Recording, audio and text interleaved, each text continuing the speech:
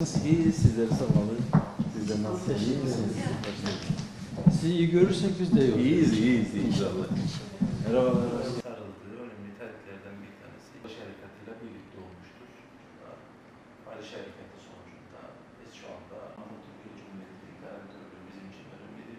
Rabbim bugünlere gelmek için her türlü emeği ortaya koyan, her türlü fedakarlığı yapan, başta bütün Barış Harekatı şehitlerimiz olmak üzere, Sayın Doktor Küçük ve Sayın Kurucu Cumhurbaşkanımız Denktaş olmak üzere bu yolda emeği olan, dünya hayatını bitirmiş, ahirete irtihal etmiş bütün şehitlerimize ve göçmüş olan gazilerimize rahmet diliyorum. Hayatta kalanlara da sıhhat ve afiyet diliyorum.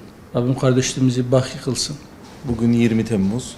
Kıbrıs Türk halkının özgürlüğe, egemenliğe ve bağımsızlığa sımsıkı sarıldığı önemli tarihlerden bir tanesi. Bu tutunuş da Anavatan Türkiye Cumhuriyeti'nin 20 Temmuz 1974'teki Mutlu Barış Harekatı ile birlikte olmuştur. Mehmetçik'le Mücahit'in destansı mücadelesi sonucunda, Barış Harekatı sonucunda biz şu anda huzurlu, güvenli ve mutlu bir şekilde geleceğe emin adımlarla devam ediyoruz. Özellikle Türkiye Cumhuriyeti'ndeki siyasi partilerin, başkanlarının, sizlerin Kıbrıs davasına karşı olan ilgi alakası bizleri ziyadesiyle memnun etmiştir. Geçmişi unutmamak gerekir. Geçmişte verilen mücadeleye sahip çıkmak gerekir. Gelecek nesillere de aktarabilmek gerekir. Onun için ben burada olduğunuz için tekrardan çok teşekkür ederim.